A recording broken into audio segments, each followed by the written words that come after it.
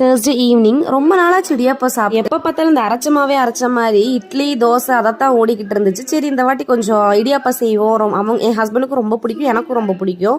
சரின்னு பார்த்தப்ப அரிசி மாவு இல்லை. நான் கடைக்கு போய் 1/2 kg பார்த்தப்ப அதுவே 46 56 சம்திங் போட்டிருந்தாங்க. எனக்கு கொஞ்சம் ப்ரைஸியாக இருந்த மாதிரி இருந்துச்சு. எப்போவுமே நான் பச்சரிசி மாவு புட்டுக்கு இடியாப்பத்துக்கெல்லாம் ஸ்டாக் வச்சுப்பேன். பட் இப்போ தீந்துருச்சு. அதனால பச்சரிசி டேரெக்டாக ஒரு 2 hours ஊற போட்டு நல்லா அதோட மாவு எடுக்கணும்.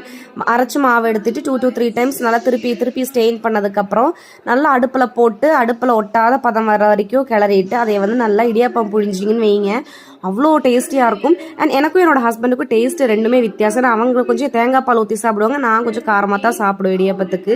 அதனால எனக்கு ஒரு 1/2 kg வச்சு சிக்கன் குழம்பு, அவங்களுக்கு நல்லா தேங்காய் பால் செஞ்சு கொடுத்தாச்சு. இந்த இட்லி இந்த மாதிரி இடியாப்பெல்லாம் செய்யறது பெருசு கிடையாது. இதெல்லாம் செஞ்சுட்டு அதோட குண்டா தட்டு இட்லி தட்டு எல்லாத்தையும் கழுவும் போது இருக்கும் பாருங்க வேலை. இதுக்கெல்லாம் செய்யாமல் இருக்கிறதே நல்லதுன்னு நினைச்சேன்.